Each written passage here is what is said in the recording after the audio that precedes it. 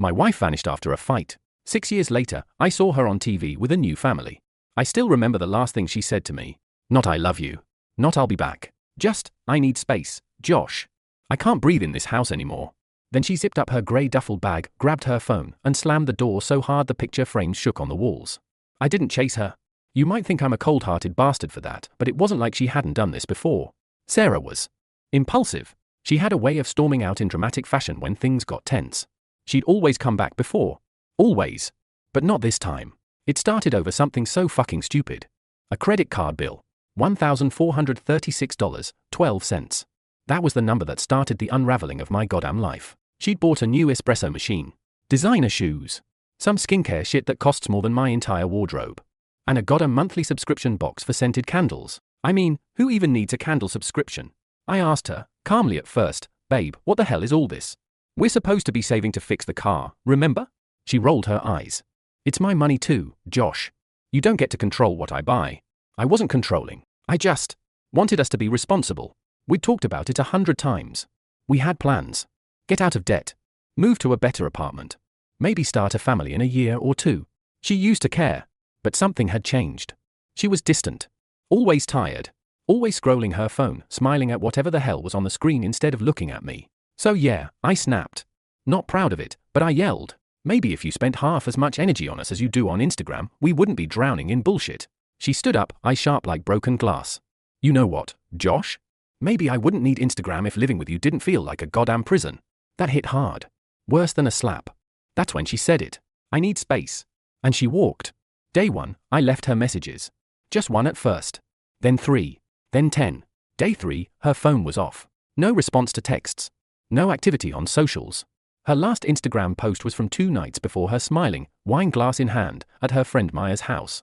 A fake-ass smile, I realized later. Day 5, I drove to Maya's. She hadn't seen Sarah since the party. Looked genuinely confused. "Did you guys fight?" she asked. I lied. Nothing serious. Day 8, I called her parents. They were cold. Her mom sounded like she'd been crying. Her dad? "Maybe you finally pushed her too far, Josh." By week 2, I went to the cops.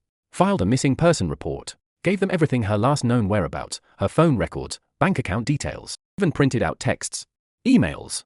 They asked if she had mental health issues. No. Any history of self-harm? No. Could she be hiding from you? That one stung. Why the hell would she do that? By week 4, I started dreaming about her. Not the good kind of dreams. Dreams where she was screaming, drowning, calling my name from some dark hole I couldn't climb down into. I'd wake up sweating, reaching for her side of the bed like a goddamn idiot. Cold. Empty. Still smelled like her shampoo. 3 months in, the police quietly dropped the case. No leads. No signs of foul play. I wasn't even surprised. Her parents stopped answering my calls. Her friends stopped responding to my messages. Her Facebook got deactivated. Her phone stayed off. Her bank account was untouched. It was like she fucking vanished into thin air. No note. No goodbye. No trace. I tried to live. Really, I did. Went back to work. Smiled at co-workers. Lied to everyone. Told them she left me. Told them it was mutual. Told them I was fine. But I was rotting. Inside out. The guilt crawled on me like ants under my skin. Maybe it was my fault. Maybe I wasn't good enough. Maybe I didn't fight hard enough when she walked out. Maybe I let the love of my life vanish and I did nothing to stop it. Then came the worst night of all. 1 year later. Her birthday. I bought a cake. Lit a candle. Sat at the kitchen table and sang to no one. Like a goddamn lunatic. Halfway through, I broke down. Threw the cake at the wall. Watched it slide down like blood. Punched the cabinet. Broke a finger. Didn't even feel it. I screamed so loud, the neighbor called the cops. Again. They asked if I was okay. I said yes. They didn't believe me. But they left anyway. Year 2. I tried dating. Went on Bumble. Matched with some girl named Amanda. We had drinks. Laughed a little. I almost felt human. But then she touched my hand and I flinched. Because it wasn't Sarah's hand. It wasn't her smell. Her voice. Her energy. I left in the middle of the date and cried in my car for 45 minutes. I hated myself. By year 3, I gave up. I sold her things. Moved apartments. Tried therapy. Drank less. Ate better. Laughed sometimes. People stopped asking. It's like the world forgot she ever existed. But I didn't. I couldn't. Then came year 6. A boring Tuesday night. I had YouTube playing in the background while folding laundry. Some documentary popped up about minimalist families living off-grid in Oregon. It was chill. Peaceful. Some bald guy was talking about how less is more, how possessions don't bring happiness, blah blah blah. I wasn't even paying attention. Until I heard the voice. Soft. Familiar. Calming. Then I looked up. And I saw her. Sarah. My fucking wife. On screen. Holding a kid. Smiling. Calling herself Emily. I couldn't move. I sat there, socks in one hand, half folded, heart slamming against my chest like it wanted out. The screen kept playing, but my brain froze. That face. That fucking face. I knew every inch of it. The way her eyes creased when she smiled. That tiny scar above her right eyebrow from when she tripped on the beach as a kid. Her voice. Her laugh. It was her. It was Sarah. But she was calling herself Emily. Emily Carson. Married. Mother of 2. Living in fucking Bend, Oregon, raising chickens and meditating at sunrise. The guy beside her, some granola eating, bearded fuck, had his arm around her like she'd always belonged to him. They looked like a Pinterest couple. Happy. Earthy. Organic. Fake as hell. My skin went cold. I felt like I was watching some kind of twisted dream, a parallel reality where I didn't exist. I hit rewind. Paused on her face. Stared. It was her. I sat there for hours. Rewatching every second of that documentary. Listening to her talk about rebuilding after trauma, how she found healing in simplicity. How letting go of the past helped her become the mother and woman she always wanted to be. Are you fucking kidding me? Letting go? She didn't let go. She fucking ran. From me. From our marriage. Our home. Our plans. She didn't just disappear, she fucking reinvented herself like I was some mistake she could erase. I didn't sleep that night. I paced the living room like a man possessed. Googled the shit out of Emily Carson, Oregon. Scrolled through hours of footage from the documentary series. Finally found a production company name in the credits. Left Field Living. I sent them an email. Then another. Then 10 more. I lied. Told them I was doing a podcast on off-grid families. That I was a journalist. That I wanted to interview Emily Carson for a follow-up. They didn't respond. So I dug deeper. I pulled her photo into reverse image search. Nothing. Used facial recognition software. Dead end. But I wasn't stopping. I was a goddamn bloodhound now. And I knew she was alive. I took 2 days off work. Drove up to Bend, Oregon. No plan. No idea what I'd do if I found her. Just needed to see her. In real life. To look her in the eyes and ask, why? Bend is small. Peaceful. Annoyingly clean. The kind of town where people smile at you on the street and drink oat milk lattes like it's religion. I stayed in a cheap-ass motel and walked the streets all day with a baseball cap and sunglasses like some broke detective. Finally, on day 3, I saw her. At a farmer's market. She was carrying a woven basket, wearing some flowy linen dress, talking to the honey guy. One kid in her arms, another tugging at her leg. Her hair was longer. Sun-kissed. She looked older. Happier. But it was still her. Still Sarah. I froze behind a booth selling organic soaps and stared. She turned. Our eyes met. And in that split second, I saw it. Recognition. Shock. Then terror. She grabbed the kid tighter and turned around so fast she almost dropped the jar of honey. Gone. Like that. I stood there, heart in my throat, watching her vanish into the crowd. She knew. She fucking knew it was me. She knew she was caught. I waited outside the market until it closed. Walked the streets for hours. Drove every block in town. Didn't see her again. That night, I drank an entire bottle of Jack in the motel bathroom and stared at myself in the mirror. What the fuck happened to you, man? I looked like shit. Like grief. Like obsession. Like a man who lost everything and just found the ghost of it. I didn't sleep. Again. Next morning, I parked outside the market before it opened. Waited. Watched. Eventually, I saw her again. This time with her husband. He was carrying a crate of vegetables, joking with the vendor. She smiled that same fake smile. I followed them. Kept my distance. They lived on a small property just outside town. A cozy-looking farmhouse with a red barn and a swing in the front yard. Kids' toys everywhere. Chickens in the back. A garden. A goddamn American dream. I sat across the road in my rental car and watched. My hands were shaking. I didn't know what I wanted. Closure? Revenge? An apology? All I knew was I couldn't walk away. Not after 6 years. Not after what she did. That night, I wrote her a letter. Real old school shit. Pen. Paper. No filter. Sarah, I saw you. I know. I don't even know what to say to you. 6 fucking years. I buried you in my head. Grieved you. Thought maybe you were dead. And here you are playing happy wife and mommy with someone else. Why didn't you say goodbye? Why didn't you leave a note? Why didn't you tell me you were alive? I deserved something. Anything. You broke me. I loved you. Even when you walked out that night, I thought you'd come back. You didn't. And now I find you calling yourself Emily like we never existed? What the fuck, Sarah? I need answers. Josh. I sealed it. Walked up to her house in the dark. My heart was thundering. My palms sweaty. Slipped it into her mailbox and ran back to my car like a criminal. Drove away shaking. 2 days passed. Nothing. No call. No message. No cops at my door. No sign of her. Then, on the third night, I heard a knock at my motel door. I opened it slowly, heart in my mouth, and there she was. Sarah. My wife. Standing in the hallway, face pale, eyes glassy, lips trembling. She looked at me like she was staring at a ghost. And then she said, "What the hell are you doing here, Josh?" I didn't say a word at first. Just stood there, holding the motel door open like an idiot, heart hammering like it was trying to break out of my chest. She looked exhausted. Not like someone caught in a lie. Not smug. Not afraid. Just done. She wore a loose hoodie, no makeup, and her hair was pulled back like she hadn't even glanced in a mirror. But those eyes, they were still Sarah's eyes. And right now, they looked right through me. I stepped aside. She walked in without asking. The door clicked shut behind her. And then it was just us. 6 years of silence breathing in the same room. "You found me," she said softly. I couldn't help it. I laughed. Short. Bitter. No shit. She sat on the edge of the bed like she belonged there. Like it wasn't insane that she had vanished from my life and started a new one without ever telling me. "I read your letter," she said. I wasn't gonna respond. But then, I saw you. At the market. I crossed my arms. And ran. She nodded. "Yeah." I ran. Silence. Then I snapped. "You gonna fucking explain now? Or should I just pull out a goddamn podcast MIC and hit record?" Her lip trembled and for a second, I thought she might cry. But she didn't. She just looked up at me with that same calm, quiet detachment she used to give me in our worst fights. "You want the truth?" she asked. "Yeah, Sarah. I want the fucking truth." She leaned back, took a deep breath, and began. "Do you remember that night? When I left?" "You mean the fight? The one about money?" She shook her head. "It wasn't about money, Josh. It was never just about money." I stayed silent. She went on. "I was dying inside. For months. Maybe years.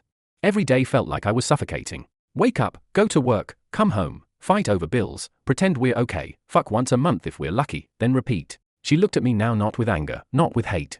Just finality. "You weren't bad, Josh. You were just gone. Checked out. Like a roommate who occasionally held my hand."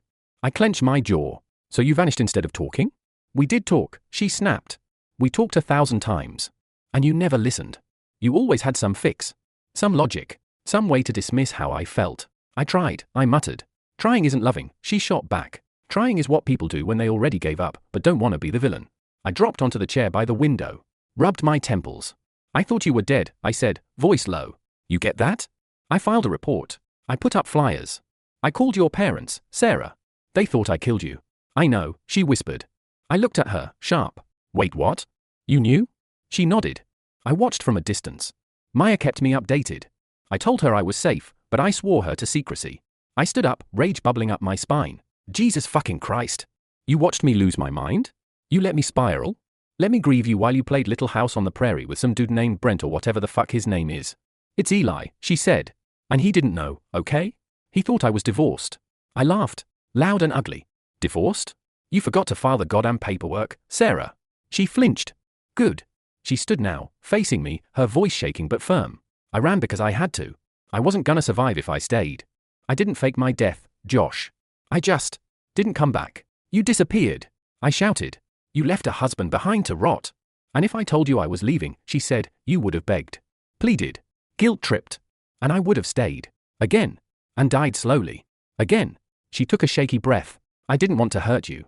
But I couldn't live for you anymore." I stared at her. Something in me cracked. This wasn't the Sarah I remembered. This wasn't the girl I married. This was someone else, weathered. Changed. Hardened. I hated her. I loved her. I wanted to scream. I wanted to hold her. "So, that's it?" I asked. "You're just Emily now? Mom of 2. Oregon wife. Happy-go-lucky reborn Earth fairy?" She smirked, but it wasn't joy. It was pain. I'm not happy every day. But I'm real. And I don't wake up dreading the air I breathe. I looked down. My hands were shaking. "You didn't even call," I whispered. "You didn't let me say goodbye." Tears filled her eyes now. "I know. You broke me, Sarah. I know. I fucking loved you. I loved you too." She walked closer now. Just a few feet between us.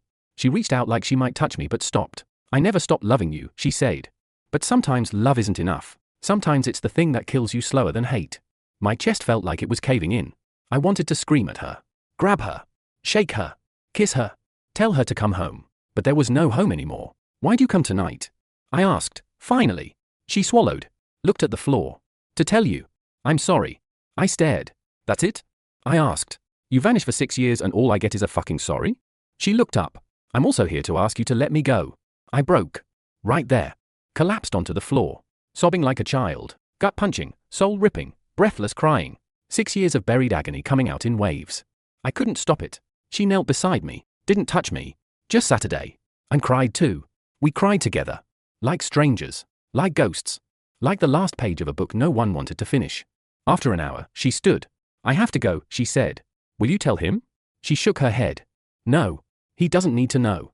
You and I, that was a different life. This one is mine now. I nodded. What else could I do? As she reached for the door, I asked one last question. Was any of it real? She paused. Turned around. All of it, she said. Especially the part where you made me feel like the world wasn't so bad, even if just for a while. Then she walked out. And this time, I didn't follow. She left. Just like before. Except this time, she used the door instead of disappearing into thin fucking air. And I just sat there. Didn't scream. Didn't chase. Didn't move for a solid hour. The motel clock ticked. My eye stayed locked on the door, half expecting she'd walk back in and say, just kidding. Come with me. But she didn't. Because this wasn't a dream. And happy endings? Those are for people who don't get abandoned. That night, I drank again. Bad idea. I know. But it's hard not to feel like drowning when someone walks into your life twice just to destroy it all over again. I stared at the ceiling, whispering the words I didn't have the balls to say when she was here. You fucking coward. You should have told me. I would have fought for you. I loved you. But what the hell would that have changed? The next morning, I packed up. Didn't bother to check out at the front desk. Just dropped the keys on the counter and drove. Didn't even know where I was going. Just away. Out of that town. Out of her orbit. Out of the cage my heart had built around her memory. 2 hours into the drive, I pulled over at a rest stop. Looked at myself in the mirror of the gas station bathroom. God. I looked like shit. Eyes red. Beard uneven. Face puffy. A man who'd spent the last 6 years waiting to feel whole again, only to find out that sometimes the pieces don't fit anymore. Sometimes, they never did. Back home, my apartment felt different. Smaller. Darker. Quieter. I dropped my bag, turned on the lights, and looked around. Everything was exactly how I left it. Except I wasn't. I sat on the couch, flipped on the TV out of habit. And guess what? There it was. That same fucking documentary. Minimal Family, The New American Dream. Episode 3, The Carsons. I stared at the screen. At her face. Again. And this time, I didn't feel rage. Or heartbreak. Just empty. Like watching an old photo of someone you used to know. Someone who once set your soul on fire and now was just pixels. I turned it off. Walked into the bedroom. Opened the closet. There it was, the last thing of hers I never threw away, her denim jacket. The one with the tiny sunflower patch near the pocket. She used to wear it on cool nights, curled up next to me on the balcony. I held it for a while. Then, finally, I let it go. Dropped it into the donation box by the front door. Goodbye, sunflower jacket. Goodbye, ghost. The next few weeks were hell. Worse than the first time. Because this time, I knew she was alive. She wasn't a mystery. She was a woman who made a choice, and that choice didn't include me. I went through every stage of grief again. Denial. Maybe she'll reach out. Maybe she regrets it. Anger. Fuck her. Fuck Eli. Fuck their fake little off-grid fantasy. Bargaining. What if I wrote her again? What if I just showed up? Depression. I'm never going to feel whole again. Acceptance. Yeah. Still working on that one. Therapy helped. Kind of. I told my therapist the whole story, every ugly, fucked up detail. She sat there, nodded, and said, "You experienced emotional abandonment, Josh. That's real. And you're allowed to grieve it." I scoffed. What am I grieving exactly? A ghost? A fake identity? She looked at me and said something I'll never forget. You're grieving the version of her that only existed in your heart. Damn. I stopped drinking. Started walking. Started reading again. Stopped stalking her online because yes, I was doing that. Not proud of it. But closure isn't a switch you flip. It's a door you build. Brick by fucking brick. One night, about 2 months after she visited me, I got an email. No subject. No name. Just a message. Josh, I won't reach out again. But I want you to know something. You didn't fail me. You loved me. In the only way you knew how. And for a long time, that was enough. I left because I had to find the pieces of me I'd lost, and I didn't know how to do that while being yours. You deserved a goodbye. I was too cowardly to give it then. So here it is. Goodbye. I read it twice. Then deleted it. Didn't respond. Because sometimes the real goodbye doesn't come from the person who leaves. It comes from the one who decides to finally stop waiting. 2 weeks later, I went to the beach. The one we used to visit in the early days. When love felt light and time didn't matter. I stood by the water and screamed. Loud. Raw. Messy. Then I laughed. Laughed until tears came. Because I was still here. Still breathing. Still Josh. And maybe, just maybe, that was enough. A full year passed. 1 whole fucking year since I saw her face on that screen. 12 months since I drove to Oregon, since she stood at my motel door like a ghost wearing a hoodie and regret. And since that night, since her goodbye, I haven't heard from her again. Not a text. Not a call. Not a Christmas card. Not even a wrong number. And that's okay. I used to think closure meant answers. Apologies. A final conversation wrapped in a neat little bow. Turns out, it's not. Closure is the moment you wake up, take a deep breath, and realize you're no longer drowning in someone else's absence. I won't lie and tell you I became some overnight success story. I didn't launch a startup. Didn't become a life coach. Didn't get revenge hot or write a best-selling memoir called She Vanished and so did my will to live. No. But I lived. And for the first time in a long time, I lived for me. I started small. I deleted our wedding photos. Not out of hate. Just because I didn't need to keep opening a chapter that was already closed. I repainted the apartment. Gave it color. Gave it life again. Burned that old candle she left behind, the one that used to make me cry when it lit up the room like her memory. I quit my soul-sucking job and took a risk, started working freelance. Writing. Editing. Telling stories like this one. Funny, right? She erased me from her story. So I started writing mine. I even started dating again. Not seriously, at first. Casual coffees. Awkward small talk. A few one-night stands that made me feel more empty than connected. But eventually, I met someone. Her name's Rachel. She's not Sarah. She doesn't look like her. Doesn't talk like her. Doesn't laugh like her. And thank God for that. Rachel has her own scars.